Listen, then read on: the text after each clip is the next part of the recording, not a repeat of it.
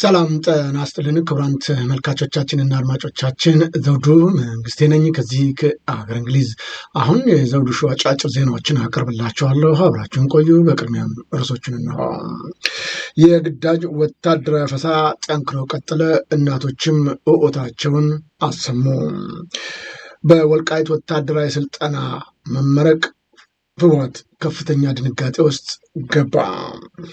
የጎንደር ገንዘብ ማሰባሰብ ተካሄደ። የቪአይፒ ሪፐብሊካን ጋርድ ፋኖን መቀላቀሉ ታወቀ። የመንግስት ባለስልጣን መሞታቸው ተረጋገጠ። አብን የኤርትራን ሉዓላዊነት አልቀበልም አለ። የአብይ አፍ መሆኑም አሳዝኖናል አሉ በርካታ የአማራ ተወላጆችም። አሁን ወደ ዝርዝሩ እንሄዳለን፣ አብራችን ቆዩ።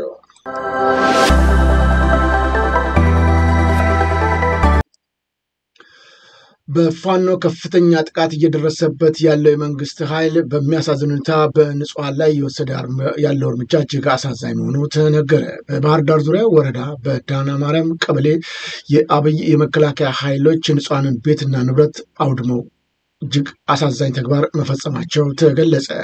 በተለይም በንጹሐን ላይ የሚወሰደው ተከታታይ እርምጃዎች ብዙዎችን ያሳዘነ ሲሆን መንግስት ምን እያደረገ ነው ሲሉም ይጠይቃሉ። ይህንን በተመለከተ በተለይም በዛ በኩል ያለው የህዝብ ግንኙነት ኃላፊ ሁኔታውን እንዲገልጾታል። ንጹሐንን መግደል፣ መረሸን፣ መጨፍጨፍ ነውና እንደምታዩት እንግዲህ በዳና ማርያም ቀበሌ ላይ በዚህ መልኩ ያን ምስኪን ምንም ንጹህ ወጣት በዚህ ልክ ባጃጅ እንደዚህ አቃጥለውባት ሂደዋል። በርካታ ሱቆች ተዘርፈዋል። በርካታ የአርሶ አደር ቤቶች ተዘርፈዋል። ያው በዛሬው ዕለት የምንገኘው በባህር ዳር ዙሪያ ወረዳ ከሚገኙት አንዱ የዳና ማርያም ቀበሌ ነው። እንግዲህ ያው እንደምትመለከቱት የጠላት ኃይል ሁሌም ሽንፈት እና ኃይለኛ ብትር ሲደርስበት ሁሌም የሚያደርገው የንጹሐንን መግደል፣ መረሸን፣ መጨፍጨፍ የተለመደ ነው። ከዚህም ባለፈ ግን በጣም በንጹሐን ላይ እየተደረገ ያለው ጭፍጨፋ እጅግ በሚዘገን ሁኔታ ንጹሐን ቤቶቻቸውን በማቃጠል ህብረተሰቡንም ጭምር በመጨፍጨፍ እየወሰደ ያለው እርምጃ አሳዛኝ ነው ተብለዋል። መንግስት ህዝብን መጠበቅ ሲገባው ይሁን እንጂ በተቃራኒ እየወሰዳቸው ያለው እርምጃዎች አሁንም ከፍተኛ ጫና በማህበረሰቡ ላይ ፈጥሯል። በመሆኑም ፋኖ ይህንን ጉዳይ በመከታተል አስፈላጊውን እርምጃ በመውሰድ ከህዝብ ጎን መቆኑንም ይቀጥላል ሲል ነው የገለጸው የፋኖ ህዝብ ግንኙነት ኃላፊ ሀብታሙ።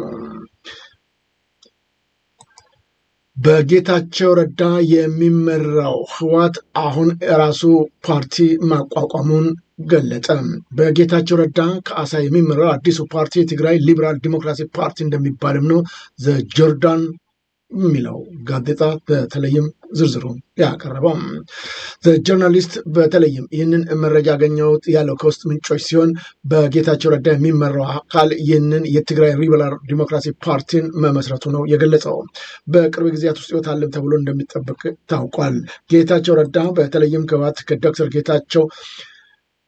ጌታቸው ረዳ ከዶክተር ደብረጽዮን ጋር በሚያደርጓቸው ከፍተኛ ውዝግቦች ምክንያት የራሳቸውን ፓርቲ ማቋቋቸው ነው እየተገለጸ የሚገኘው። ለጌታቸው ረዳ ቅርበት ያላቸው ጣቢያዎች እንደገለጹትም ከሆነ በተለይም ይህ 5 ቀን 2017 ዓ.ም የፓርቲው ምስረታ ይፋ ይሆናልም ተብለዋል።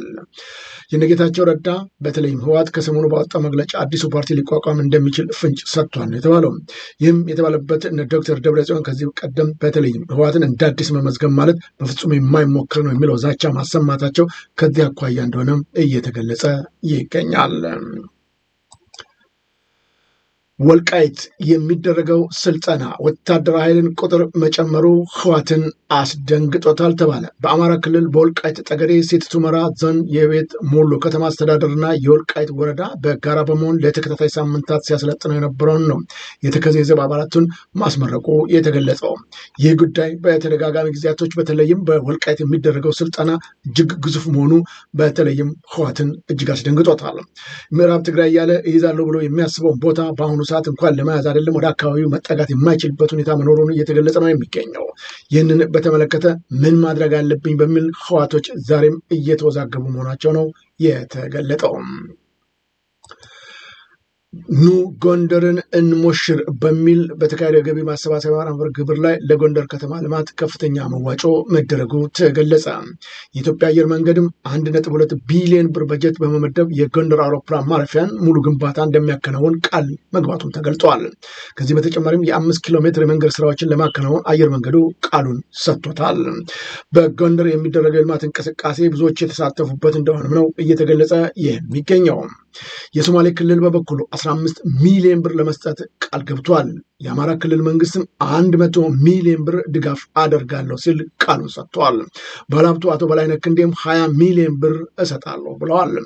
የኢትዮጵያ ባህር ትራንስፖርት እና ሎጂስቲክ 50 ሚሊዮን ብር ለጎንደር ከተማ ድጋፍ አደርጋሉ። የአዲስ አበባ ከተማ አስተዳደር ለጎንደር ልማት 121 ሚሊዮን ብር ቃል ገብቷል። የጎንደር ዩኒቨርሲቲን በበኩሉ 35 ሚሊዮን ብር ድጋፍ ማድረጉ ነው የተገለጸው። ይህንን ልማት ለመገንባት የሚደረገው ጥረት እውነት ጠቃሚና አስፈላጊነቱ ቢታመንበትም ይሁን እንጂ አሁን ያለበት የሀገሪቱ ተጨባጭ ሁኔታ እንዲህ አይነት ስራዎችን የሚሰራበት አይደለም ብለዋል ብዙዎቹ።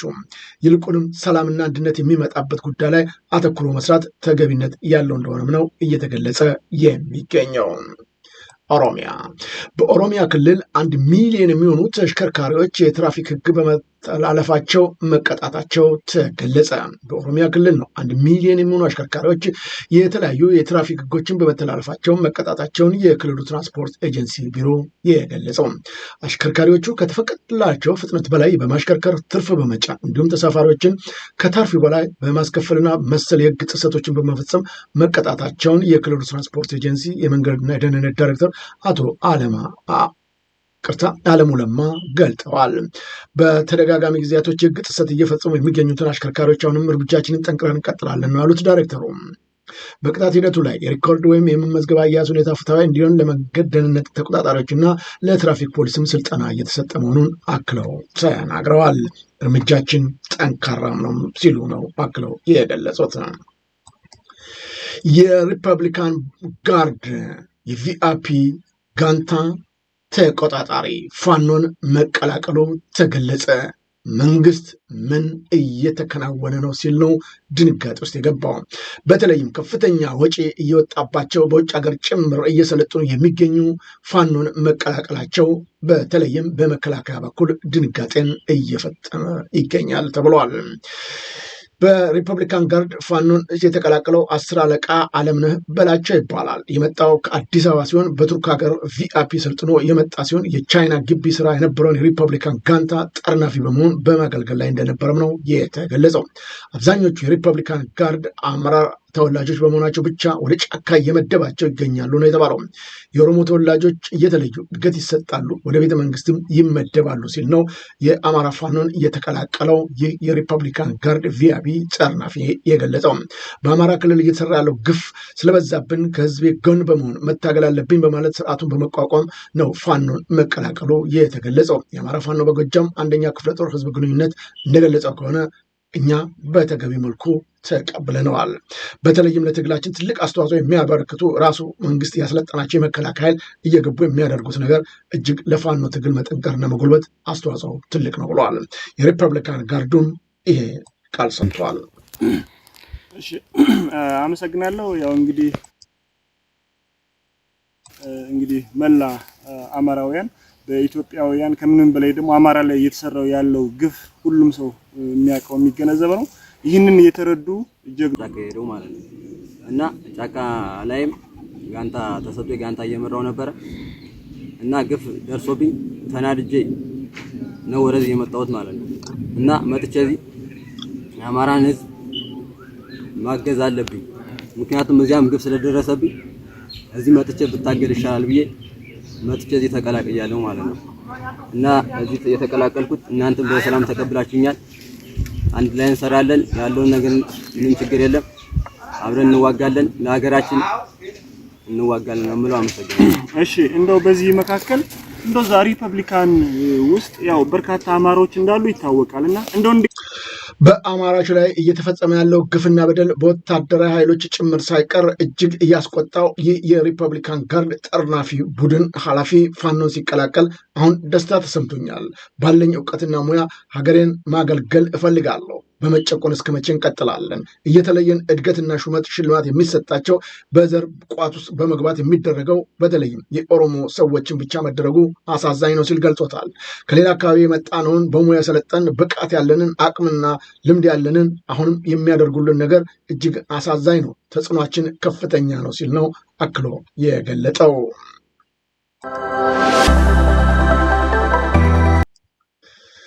ባለስልጣኑ በመኪና አደጋ ህይወታቸው ማለፉ ተነገረ። የመኪና አንዱ የፊት ጎማ ከነቸርኬው ወልቆ ፊት ለፊት ይጓዝ የነበረውን ሲኖትራክ ጋር በመጋጨቱ ነው አደጋ የደረሰበት። የኦሮሚያ ክልል ትራፊክ ደህንነት ቁጥጥር መምሪያ እንደገለጸው ከሆነ የማዕከላዊ ኢትዮጵያ ክልል ገቢዎች ቢሮ ኃላፊ አቶ አሊ ከድር በኦሮሚያ ክልል ምስራቅ ሸዋ ዞን ሉሚ ወረዳ ከሞጆ ወደ ባቱ ይጓዙ በነበረበት ሰዓት ነው ላንድ ክሩዘር ተሽከርካሪ ባጋጠመው የግጭት አደጋ ህይወታቸው ማለፉ የተገለጸው።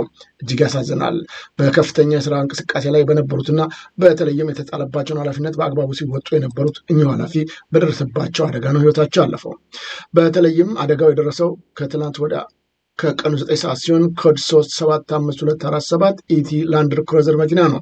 አንዱ የፊት ጎማው ከነቸርክ ወልቆ ፊት ለፊት ይጓዝ ከነበረው ሲኖትራክ ጋር በመጋጨቱ ምክንያት አደጋው የተከሰተው ተብሏል። በወቅቱ ምንም አይነት ግጭት ሳይኖር የፊት ጎማው የወለቀበት ምክንያት እየተጣራ መሆኑን ነው በተለይም ለቴሌቪዥን ጣቢያው የተገለጸው መረጃ የሚያመላክተው። በምክትል ጠቅላይ ሚኒስትር ማዕረግ የዲሞክራሲ ስርዓት ግንባታ ማስተባበሪያ ማዕከል ኃላፊ የብልጽግና ፓርቲ ምክትል ፕሬዚዳንት አቶ አደም ፋርሃም በአቶ ከድር ድንገተኛ ህልፈት የተሰማቸውን ሐዘን መግለጻቸውም ታውቋል። እጅግ ያሳዝናል እንዲህ አይነት አደጋ መድረሱ ሲሉ ነው የገለጹት። አብን የሰጠው መግለጫ በተለይም በአማራ ተወላጆች ዘንድ እጅግ ቁጣን ቀሰቀሰ። የነ በለጠ ሞላ ጋሻው መርሻ ከገቡበት የሙስና ዝርፊያ ወጥመድ ያመለጡበት ለተጎዱት አገዛዝ ያቀረቡት ጸረ አማራ መርዝ ነውም ብለውታል። የማዝነው በእስር የሚገኙት የአብን መስራቾች ፓርላማ የገቡትና ፋኖን ያሉትንም ጨምሮ ራሳቸውን ከድርጅታቸው ያገለሉትም ሊቃን በለጠ ሞላና ጣሂር አቢር አጫርተው የሸጡት ሙትና ፓርቲ ገመና በቅጡ እንኳን ሳያጋለጡት መቅረታቸው ነው ተብለዋል። እጅግ ያሳዝናል። እጅግ በጣም በተወከሉባቸው የአማራ ህዝቦች ላይ እየደረሰ ያለው ግፍና መከራ ስቃይ በዛበት እንዳለ አንድም ትንፍሽ የማይሉት እነዚህ አካላት ዛሬ የኤርትራን የበላይነትና የኤርትራን ሉዓላዊነት አንቀበልም በማለት መካዳቸው አሳዛኝ አድርጎታል። አብይ ብልጥ ነው አቋሙ የፋሽስቱ ብልጽግናና የኦሮሚያ ኃይሎችን ቢሆኑ እነርሱ ግን በአማራ ስም ተጠርቶ ለአብይ በተሸጠው ማህተም ጭብጥ የበለጠ ሞላ ድርጅት በኩል ኤርትራን ሉዓላዊነት አንቀበልም እስከ ማለት እንዲናገሩ መግለጫ እንዲያወጡም አድርጓቸዋል። ዓላማው ግልጽ ነው። አማራውን ከቀጠናዊ ትስስር ማራቅና በጥርጣሬ ትያይ ማድረግ ነው ብለውታል። ይሁን እንጂ በኤርትራ አሁንም ሉዓላዊ ሀገር ናት። አማራው ይህንን በደንብ አድርጎ ይቀበላል። በለጠ ሞላ በአማራ ስም ወክሎ እሰራለሁ የሚለውን ነገር በፍጹም አንቀበለውም። ይህንን የሚሰጣቸውን መረጃዎችና በተለይ የሚሰጣቸውን መግለጫዎች በሙሉ የምንቀበል አይደለንም ሲሉም ገልጸዋል። በርካታ የአማራ ልጆች መንግስት በግዳጅ ወታደራዊ ስልጠና አፈሳ ማድረጉ እናቶችን እውታቸውን አሰሙ። ብዙ እናቶች ዛሬም ጭምር እየጮሁ ነው የሚገኙት። እድሜያቸው ለወታደራዊ ስልጠና ያልበቃ 13-12 ዓመት ያልሞላቸው ጭምር ሳይቀር እየታፈኑ ነው ተብሏል። ከአዲስ አበባ አየር ጤና፣ መገናኛ፣ ገርጂ፣ አዲሱ ገበያ፣ የረር፣ ንፋስ ስልክ፣ ኮተቤ፣ ሾላ በድምሩ ከ239 በላይ ወጣቶች ሌሊቱን ታፍሰው ወዳልታወቀ ቦታ እየተደበደቡ በግድ መወሰዳቸውም ተገልጿል። በሌላም በኩል በተለይም በአዳማ፣ በደብረ ዘይት፣ በተለያዩ የኦሮሚያ ክልሎች ደሴ እና ሌሎችም አካባቢዎች ላይ አፈሳው ጠንክሮ የቀጠለ መሆኑ ነው የተገለጸው። የአየር ጤና ላይ ሲታፈን እና ወደ መኪናቸው በግድ ሲጫኑ እምቢ ያለ ወጣት በማህበረሰብ ርብርቦሽ ማምለጡም ነው የታወቀው። አዲስ አበቤዎች አሁን በተለይም ልትነቁ ይገባል ብለዋል። በተለይም እናቶች ልጆቻቸው ወደ ትምህርት ቤት ሄደዋል ብለው ሲጠብቁ ማታ ሳይመጡ ሲቀሩ የት ገቡ ሲባል ታፍኖ ተወስዷል የሚለው አሁን እየጨመረ መጥቷል። የእናቶች ጩኸትና ኦታ አዳማጭ ግን አልተገኘም ነው የተባለው።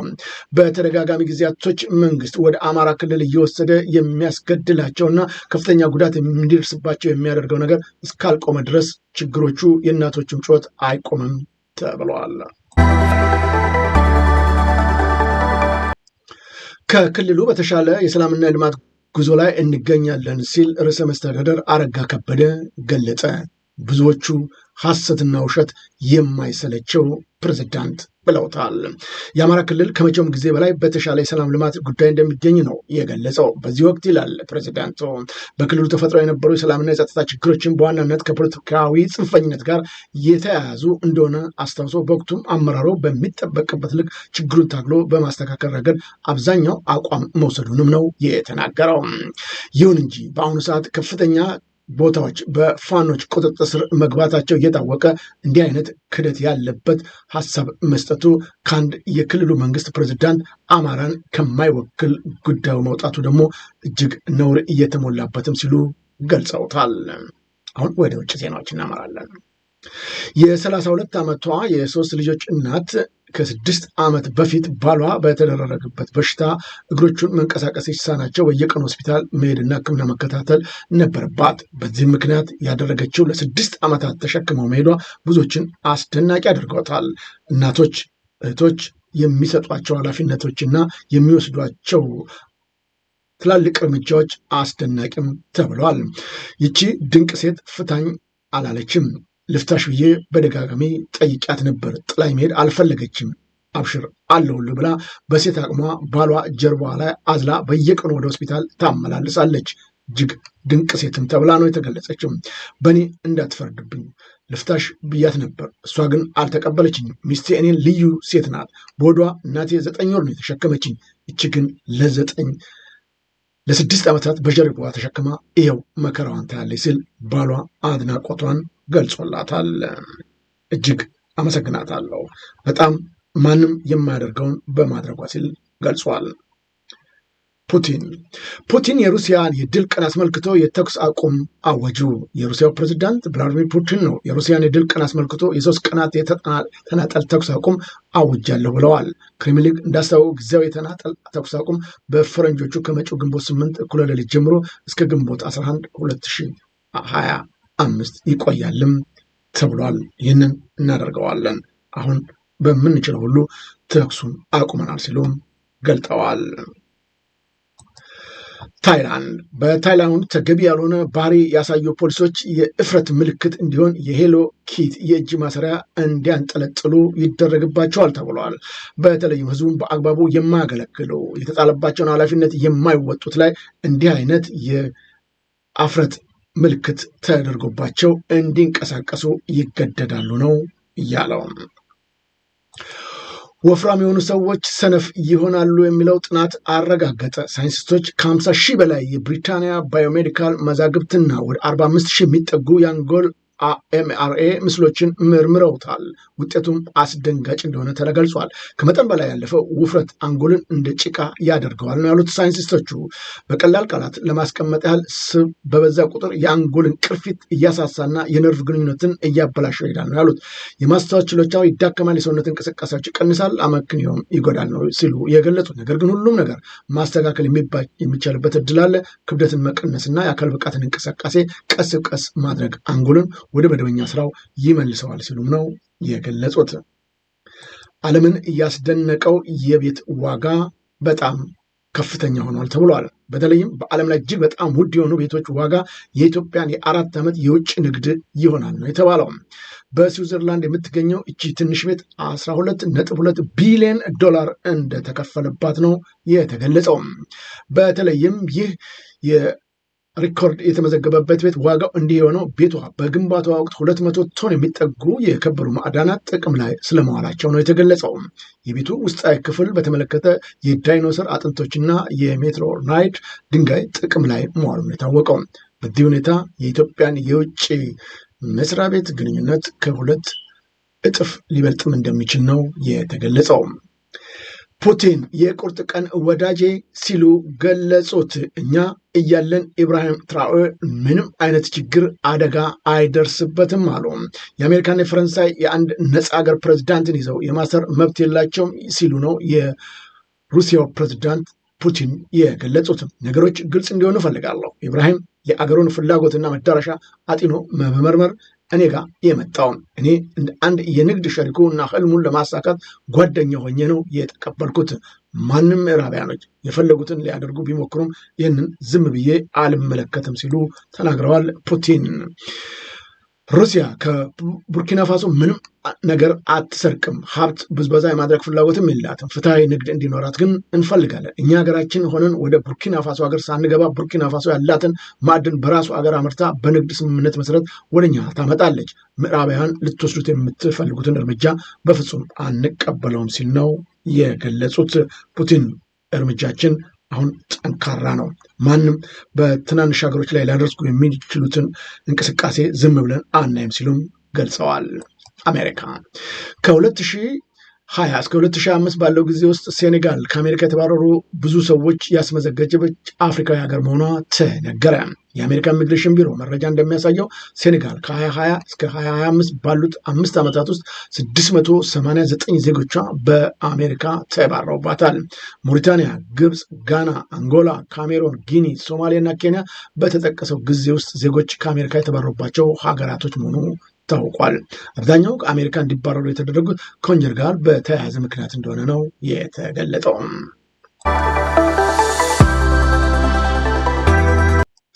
ክቡራን ተመልካቾቻችንና አድማጮቻችን ለአሁኑ ያቀረብኩላችሁ የዘውዱ ሾው አጫጭር ዜናዎች እነዚህን ይመስሉ ነበረ። በቀጣይ ከእናንተ ክቡራን ተመልካች አድማጮቻችን ጋር በምናደርገው የቀጥታ ውይይት እስከምንገናኝ ሰላም ጤና ይስጥልኝ እያልኩ የምሰናበታችሁ ዜናውን በማቅረብ እስካሁን ከእናንተ ጋር የነበርኩት እኔ ዘውዱ መንግስቴ ነኝ።